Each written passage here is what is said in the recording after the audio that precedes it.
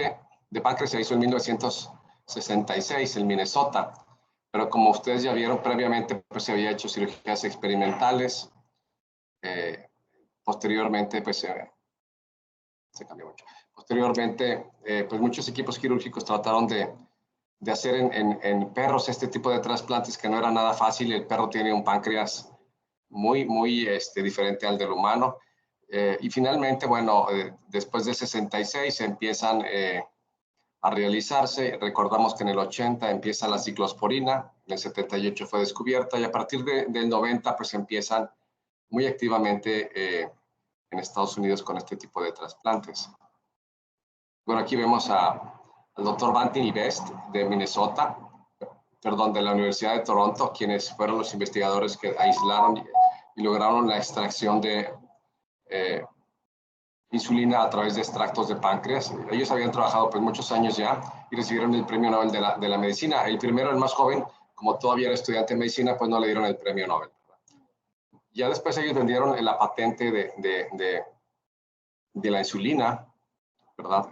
A un laboratorio, Lilly. ¿Y en cuánto creen que la vendieron? ¿En cuántos millones de dólares? Pues realmente la universidad lo que quería era hacer una labor social y que controlaran la insulina y pudieran repartirla a todo el mundo, y realmente la vendieron en $1, ¿verdad? La patente de la insulina, como cosa ahí de histórica. Bueno, aquí vemos el doctor Lille y el doctor Kelly, que en el 66, en diciembre, realizan el primer trasplante, y abajo todo el grupo de profesores que ellos han entrenado, y por ahí está el doctor Fernández Cruz, con el cual tuvimos la oportunidad de entrenarnos de España.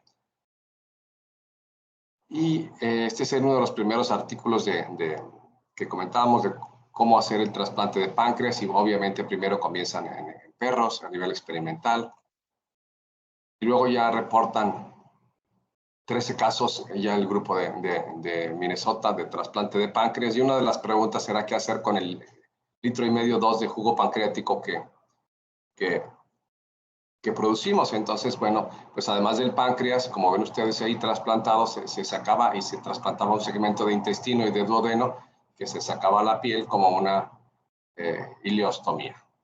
Fueron 13 casos que fallecieron, o más bien no fueron exitosos en 1970, en los primeros años de 1970. Bueno, aquí está hace poquito conmemoran también, hace 3 o 4 años en España, el doctor Fernández Cruz, pues los 35 años pues ya son casi 40 de haber realizado el primer trasplante en España de páncreas. Y tenemos dos opciones, el páncreas completo y el páncreas a través de islotes. A través de islotes es un páncreas experimental, se necesitan varios trasplantes, varios páncreas, no se hacen en todo el mundo, y bueno, el páncreas completo con uno es suficiente. Y bueno, la indicación. Bueno, ¿cuál es por qué trasplantamos páncreas o por qué queremos trasplantar páncreas a un paciente diabético? Pues porque es el único método que ha logrado un control metabólico a largo plazo. Se ha demostrado que mejora la neuropatía periférica. Estos pacientes tienen mucho dolor de piernas, neuropatías viscerales, y en los 2 o 3 meses iniciales empieza a mejorar, a detenerse. A 2 o 3 años también mejora la nefropatía, perdón, la retinopatía, y también evita que, sobre todo lo más importante, que ese riñón que se trasplanta, porque es un trasplante doble, páncreas y riñón, ese riñón se proteja al evitar las hiperglicemias y pues dure más. Además, disminuye también la mortalidad cardiovascular el trasplante de páncreas a largo plazo. ¿Y cuál es la indicación? ¿Alguien le recuerda cuál es la indicación del trasplante de páncreas? ¿Qué diabetes? ¿Tipo 1 o tipo 2? ¿Y en qué edad? Bueno, ahí viene muy bien en el capítulo del libro de texto, y es el paciente que es diabético tipo 1 por abajo de 50 años, porque por arriba de 50 años ya tiene muchos daños crónicos, sobre todo en coronarias. Entonces son pacientes relativamente jóvenes. Y lo más común, el 85% de los casos, es un trasplante simultáneo, riñón y páncreas. El 10% es un se hace en aquellos pacientes que ya recibieron un trasplante de riñón, que puede ser de cadáver o de donante vivo, y ahora quieren un páncreas también. Y el 3%, 2 o 3%, el páncreas solo, en aquellos pacientes que no tienen insuficiencia renal. Y vamos a ver una combinación de islotes con donante vivo de riñón, etcétera. Pero realmente las tres primeras, sobre todo la primera es la más común, el simultáneo.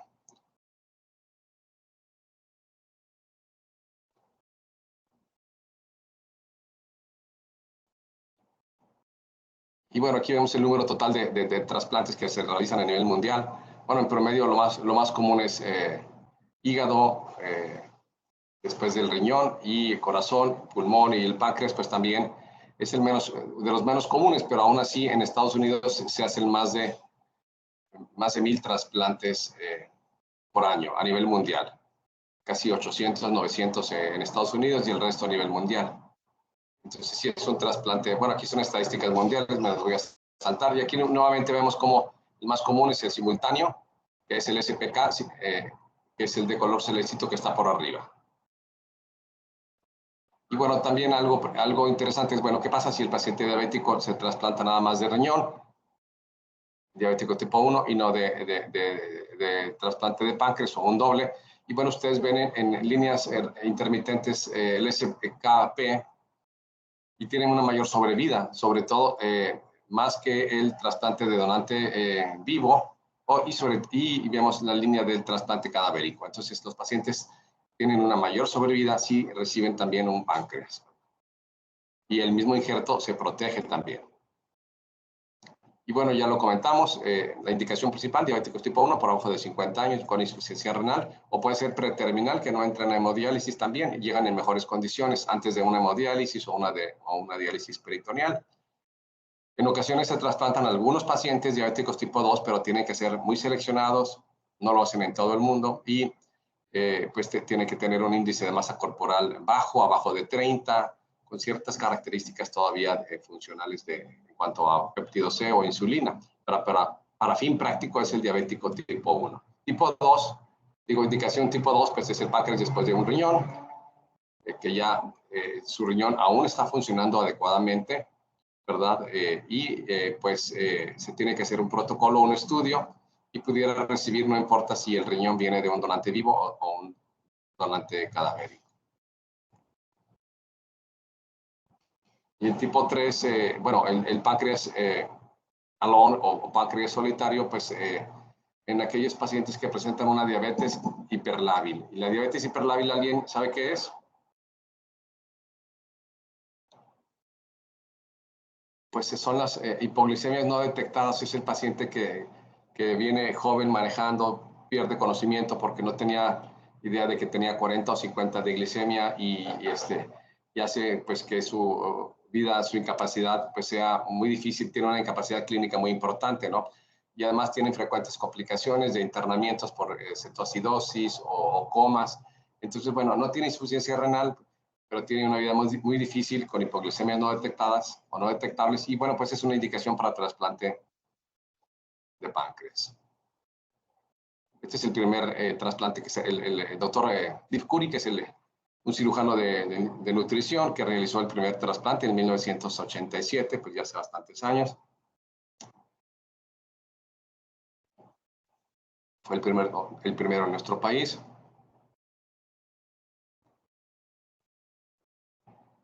De hecho, él acaba de fallecer el año pasado y ya no quiere avanzar.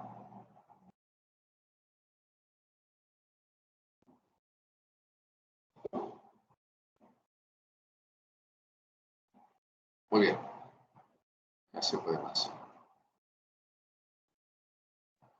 Bueno, nada más para tener en cuenta pues la gran cantidad de programas que tienen en Estados Unidos. En el 17 tenían más de 130 programas de trasplante de riñón y páncreas, y realizando pues una gran cantidad de trasplantes. Y bueno, salto esa. Y en nuestro país no tenemos una estadística actualizada, no la presento, pero podrán ustedes ver que cada año se realizaban 2 o 3 trasplantes por año, y es lo que se viene realizando anualmente en nuestro país. 1 o 2, por ahí 3 trasplantes, no más. De modo que pues necesitamos promover este tipo de trasplantes cuando está bien indicado en estos pacientes diabéticos tipo 1. Y lamentablemente se dice que se están desaprovechando pues al menos 100 al año. Tenemos como 300 donaciones en muerte encefálica, y de ahí pues una tercera parte pudiera ser considerada para trasplante de páncreas, para obtener órganos, obtener páncreas, y ahí tendremos al menos 100 trasplantes de páncreas. ¿Qué necesitamos? Pues que el páncreas sea valorado por el endocrinólogo, el equipo de trasplantes, y necesita una valoración como el trasplante renal multidisciplinaria, donde lo más importante pues es el corazón. El paciente tiene que tener un corazón sano para que pueda aguantar la cirugía, y si no tiene una... me preguntas algo. Si no tiene una... si tiene una cardiopatía, pues se tiene que... se tiene que suspender. Lo más importante es hacer una angiografía. Estos pacientes jóvenes tienen que ser sometidos a un cateterismo cardíaco, y si tiene una estenosis de la coronaria, pues tratársela o entrar a un bypass, y luego ya podrá regresar a un trasplante. Pero la valoración pues es igual que un trasplante de hígado, de riñón, multidisciplinaria. Y bueno, contraindicaciones, pues lo mismo, ¿verdad? Las generales que ya conocen ustedes, infecciones, pero para el mismo paciente que tenga una enfermedad cardíaca irreparable o irreversible, con fracciones de eyección abajo de 35, hacen un ecocardio y la fracción de eyección es muy baja, bueno, también. Y otra característica que descarta a un paciente es las calcificaciones vasculares. Los diabéticos forman placas de ateromas, aterosclerosis en las regiones femorales, en las arterias ilíacas, y si ahí está muy calcificado, pues no se va a poder implantar el riñón o el páncreas. Entonces esto también. Y otras pues son las relativas, son las de abajo, ¿verdad? Ceguera ya no es una contraindicación, que estén amputados tampoco, ¿verdad? Son factores de riesgo relativo, la edad, pero lo más importante es que se operen tempranamente, antes de los 50 años. Y bueno, ¿de dónde obtenemos los páncreas? Pues de pacientes que fallecieron por muerte encefálica, jóvenes también abajo de 50 años, y que pues no tengan alcoholismo, tabaquismo, un traumatismo, y sobre todo que no estén obesos. La obesidad hace que el páncreas esté lleno de grasa. Gracias. Y pues esto hace que se presente una pancreatitis, o que no funcione bien el páncreas después de trasplantado. Es un páncreas grande, graso, como vamos a ver más adelante. Se quita el páncreas en el donante, pues ya lo habíamos platicado, con el duodeno, con el vaso. Y bueno, aquí tenemos una laparotomía de un donante completa, la incisión media de pubis asifoides. Esto creo que ya lo habíamos visto, se está seccionando el duodeno y el píloro con grapadoras. Se mueve a través del vaso. Ya tenemos listo, este sí fue un caso de los del HU. Tenemos listo el páncreas. Y bueno, ¿con qué perfundimos el páncreas? Pues ustedes ya lo han visto, con solución de preservación, ¿cuál es la más común en nuestro país? La solución más común. Por ahí, Ana Elena.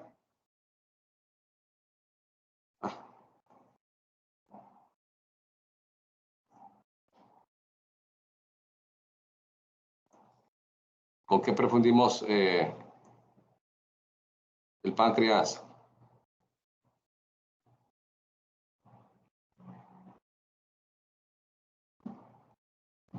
¿Con qué solución? ¿Wisconsin o custodiol? ¿Cuál es la que no hay en México? Y es la mejor. ¿No lo recuerda? Custodiol, ¿no? Se perfunde con custodiol, Sí. pero lo ideal es que fuera con Wisconsin o Viaspan, que es lo mismo, que es la mejor, ¿verdad? Y bueno, ven la cánula que está en la aorta, atrás de ahí se perfunde con un par de litros.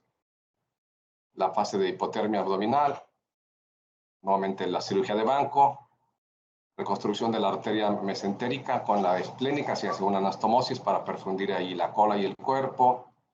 Y bueno, aquí vemos un páncreas con mucha grasa, ¿verdad? Como ven ustedes ahí con el vaso, con el duodeno. Se tiene que cerrar los botones duodenales con seda. Ya están grapados, pero hay que reforzarlos, quitar toda la grasa, preparar la arteria, la vena porta, que le queda también ahí de 1 centímetro.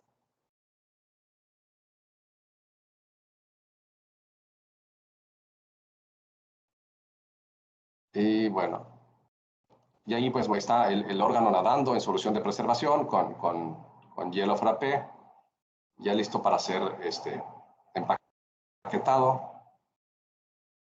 Si queda largo el duodeno, pues se vuelve a cortar. Y luego damos puntos de seda también para reafirmar. Aquí estamos reparando la vena porta. No, más bien es haciendo la anastomosis en el banco entre la arteria mesentérica superior y la esplénica con microcirugía, con una sutura muy delgadita. O se le puede colocar también un injerto de la misma ilíaca del donante en Y para que tengamos una arteria mucho más larga y no estar batallando. Y finalmente, pues sí necesitamos un contenedor para que no se lastime, con 3 bolsas estériles y ahora sí a la hielera. ¿Tiempo de isquemia del páncreas? ¿Alguien lo recuerda? Isquemia fría.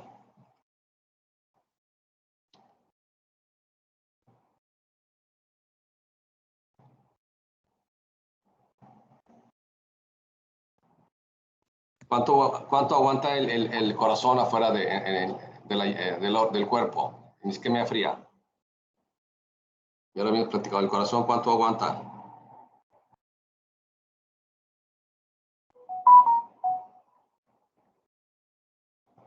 ¿Cuántas horas? ¿12 horas el corazón?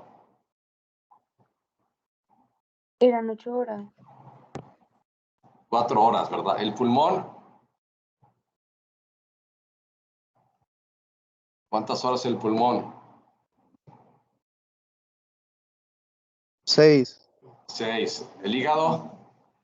Máximo 12. El páncreas 12 y el riñón hasta 24. Es más o menos el promedio. Y aquí vemos ¿por qué tenemos una vena porta tan chiquita? La vena porta debe medir 3 centímetros y aquí nos dejaron medio centímetro o 1 centímetro. ¿Dónde quedó el resto? En el hígado. Obviamente el hígado tiene preferencia, ¿verdad? Porque pues ahí sí depende de la vida de un paciente. Entonces sí, el hígado se queda con el injerto hepático con la mayor parte de la porta. Y como ven ustedes, bueno, pues sí mide 1 centímetro, pero es muy cortita. Esto dificulta la anastomosis y aquí ya estamos preparando con una laparotomía media bajo anestesia general en el receptor, una incisión bastante amplia, pues todo para el implante. Y nuevamente la vena porta, con las ramas allí del donante, un injerto de ilíaca, ilíaca interna, ilíaca externa. Y bueno, ahora sí, ¿dónde entra el páncreas? Pues en sitio intraabdominal, bajo anestesia general, bien monitoreado, con una incisión grandota, no como aquí, del lado derecho, sobre los vasos ilíacos derechos, como un riñón. De la porta a la vena ilíaca y la arteria a la ilíaca. Y ustedes ven que el páncreas está de cabeza para abajo, y está el duodeno unido a la vejiga, pues para que por ahí se vacíe todo el jugo pancreático. Y bueno, pues esto es una técnica que ya se utiliza muy poco porque causa cistitis, infecciones urinarias, pero permite medir en la orina la amilasa. Entonces ya tenemos, por ejemplo, al día 50,000 unidades de amilasa. Y si vemos que baja, pues podríamos sospechar de un rechazo. Entonces es muy buena para detectar rechazos.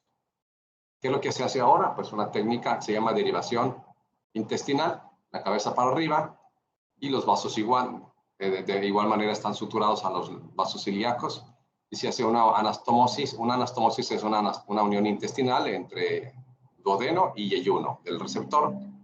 Y bueno, ya finalmente en el lado izquierdo pues se va a trasplantar, como ven aquí en esta imagen, el riñón. Nuevamente otro ejemplo de este tipo. Bueno, esta es foto ya de la cirugía, donde se está La vena, ven ustedes ahí con una pinza, la vena ilíaca y la anastomosis con la vena porta. Y ahora la arteria, que es también complicada, sobre la arteria ilíaca externa. Y finalmente la anastomosis con sutura manual o puede ser mecánica con grapadoras también entre el duodeno y el yeyuno. Y ustedes ven como el duodeno es el del lado derecho, está todavía inflamado, edematoso, ¿verdad? Se ve ahí un poquito más congestivo que el intestino del receptor.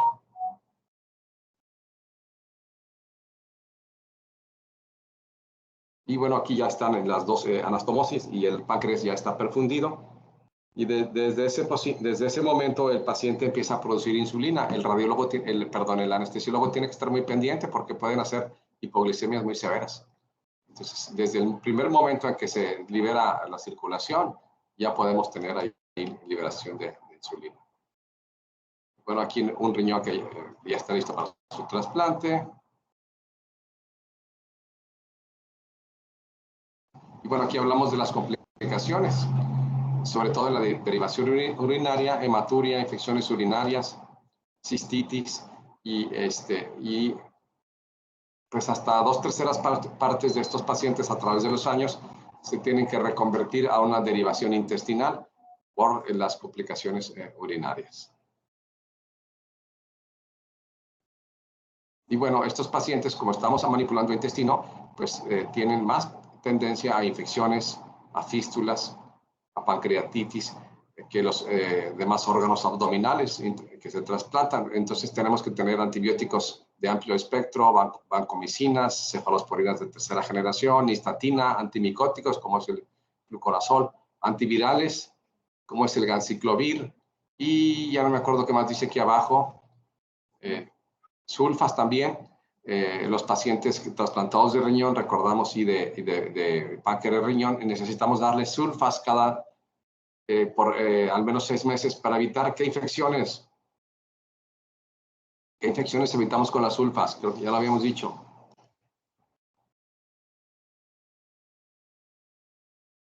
¿Qué infecciones? Urinarias y neumocistis carini, con eso, con las sulfas.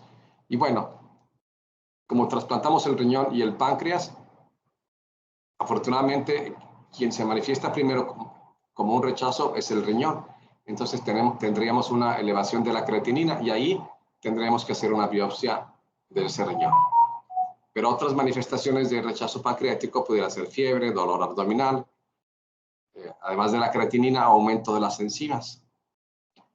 Pero ya cuando hay hiperglicemia, ese páncreas ya se perdió lamentablemente. Ya están destruidas las células beta. Es muy sensible el páncreas al rechazo. Afortunadamente, como la mayor parte de los trasplantes son simultáneos, si hay rechazo, lo primero que tenemos que estar pendientes es de la creatinina, que sería el rechazo renal, que antecede al rechazo pancreático. Y bueno, todos los días necesitamos un ecodoppler, ver que esté irrigado el páncreas, ver la circulación de la vena porta, porque la trombosis venosa es la más común, es la complicación vascular más común. La arteria no se tapa, lo que se tapa es la vena. Y bueno, ahí podemos utilizar el ultrasonido para una biopsia renal. Y en algunos países pues hacen biopsias del páncreas con aguja fina. Ya ellos tienen mucha experiencia, sobre todo en Estados Unidos. Y bueno, pues ven aquí la gama de inmunosupresores a través de los diferentes años. ¿Quién me puede decir cuáles escogeríamos para un páncreas? Los 3 más comunes que ya hemos platicado. Esteroides, obviamente, ¿verdad? ¿Cuál otro?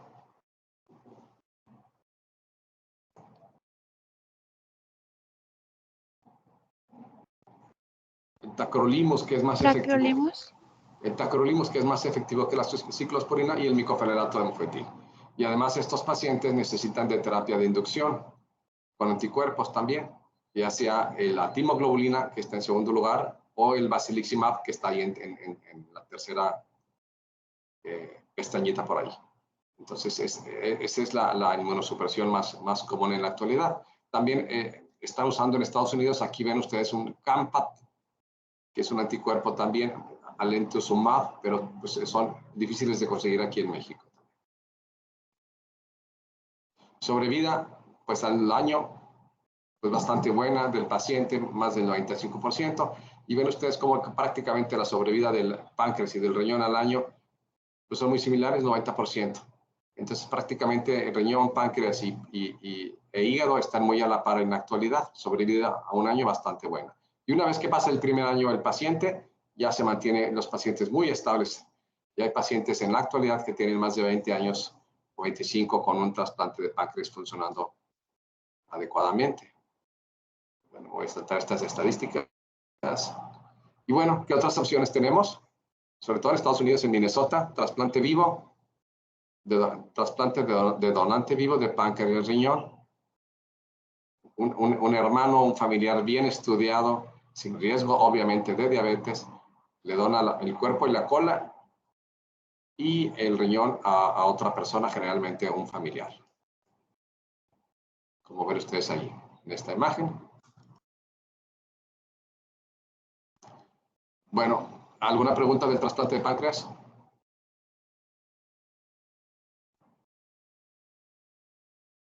Trasplante de islotes, procedimiento experimental, no hay en México un laboratorio y estos son los pasos para el aislamiento, procuración, distensión con colagenasa, digestión y separación mecánica, purificación y cuantificación y finalmente la inoculación. Y aquí ven ustedes unos islotes teñidos con ditiazona, que es el colorante rojo. Y bueno, estos son ahí vemos una jeringa que está inyectando colagenasa que digiere el tejido exócrino. Luego se hacen pedacitos con bisturí y se meten en una cámara que está ahí triangular, que es la que tiene este médico sujetando, y adentro tiene una especie de canicas, y ven que esa cámara tiene una entrada y una salida. Le llega líquido y sale líquido y se va recolectando en aquellos frascos que ven ustedes a la izquierda, con tapón naranja, y finalmente nada más va a quedar un frasco en donde se van a concentrar todos los islotes a través de una centrifugación con esta máquina que está a la izquierda, que separa las células, se llama COBE, un procesador celular, y tenemos ya nada más alrededor de 100 cc, que verán ustedes ahí con el sedimento de todos los islotes.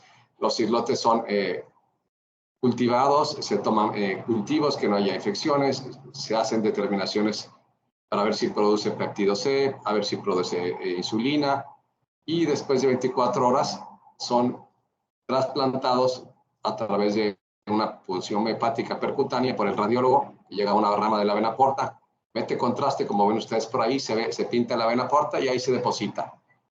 La teoría es de que, bueno, la mayor parte queda por ahí en el hígado, pero sí hay muchos que se van a la circulación general. Allí está el radiólogo haciendo la punción, bajo fluoroscopía y previamente con un ultrasonido que está al fondo. Y finalmente, ¿cuál es la sobrevida de estos islotes a 5 años?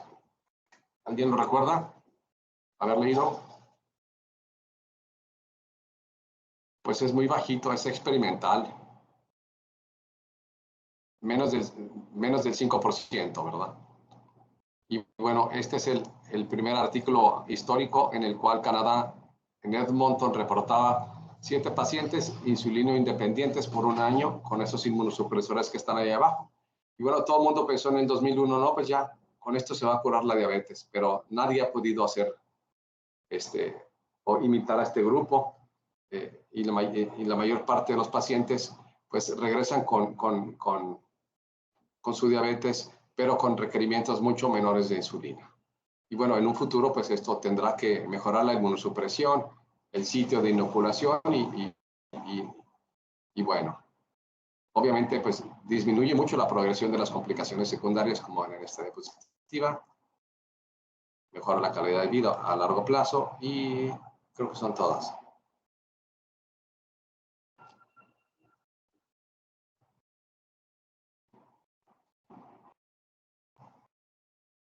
Se atoró. Mientras se destraba, ¿alguna pregunta de trasplante de páncreas de islotes? ¿No? No, doctor, por ahora todo. No, doctor, todavía. Muy bien, trasplante de intestino, muy poco realizado en nuestro país también, mucho menos que el páncreas. La indicación, recuérdenla, síndrome de intestino corto. ¿Y quién tiene síndrome de intestino corto? Pues aquellos pacientes que han perdido su intestino delgado y que les queda entre 80 y 1 metro de intestino. ¿Y por qué?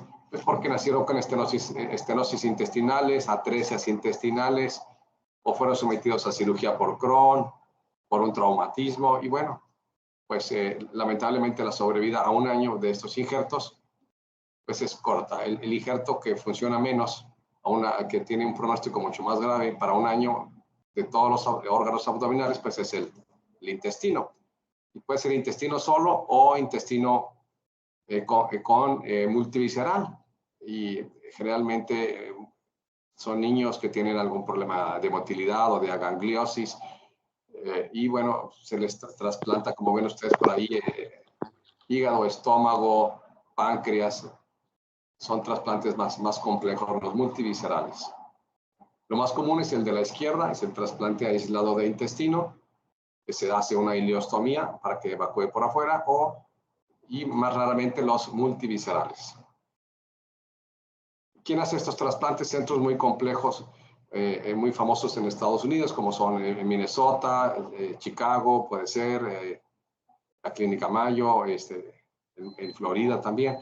Y ves, estas son fotos del libro, y aquí vemos un paciente con el síndrome de intestino corto, con una enfermedad de Crohn, con una ileostomía en el lado izquierdo, un donante, un intestino ya perfundido, limpio, sin material intestinal, y ahí vemos la vena mesentérica superior señalada a la arteria, y posteriormente pues ya la laparotomía en el momento de la sutura vascular, que afortunadamente no son arterias tan delgaditas. Y después de que se reperfunde el intestino, pues como está de color rosa, lo ven ustedes allá de color rosa, y pues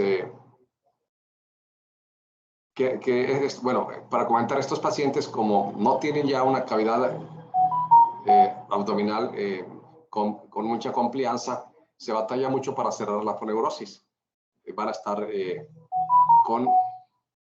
si se cierra a tensión, se hace un síndrome que se llama síndrome compartimental, que van a ver ustedes en cirugía general. Bueno, aquí mostramos pues el pelotón, le llamamos el plastrón inflamatorio de asas de intestino delgado, de fibrosis, de mesenterio, que se le quitó a este paciente. Y en lo que comentamos es que no cierra la pared abdominal y puede quedar un síndrome compartimental, y entonces se ponen mallas que se va cambiando frecuentemente hasta que se cicatrice, y vemos ahí sale con su ileostomía, ¿verdad? Y el paciente queda también a cargo del gastroenterólogo, quien tiene que hacer a la semana una biopsia de la mucosa intestinal del intestino distal para descartar ahí un infiltrado de linfocitos y un rechazo. Entonces, pues el órgano que tiene menos viabilidad a 1 año, pues es el intestino delgado, ¿verdad? De los órganos abdominales. Creo que son todas. Bueno, ¿alguna pregunta?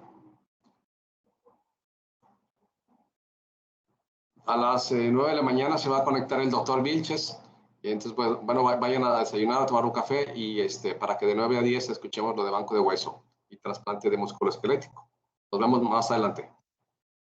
Una pregunta, en las tardes, ¿a qué horas tienen oportunidad para una clase? 6, 7 de la tarde. Y pues habría que revisarlo muy bien, doctor, porque pues somos diversos grupos. Bueno, igual ahí mandan los mensajitos si pudiera ser, si el doctor Felipe no puede en la mañana, para ver si por las cirugías de cardio que ellos tienen, que pudiera hacer la clase a lo mejor a las 6 de la tarde, por ahí, nos avisan ahí por el grupo. Nos vemos más tarde, gracias. Sí, doctor, está bien.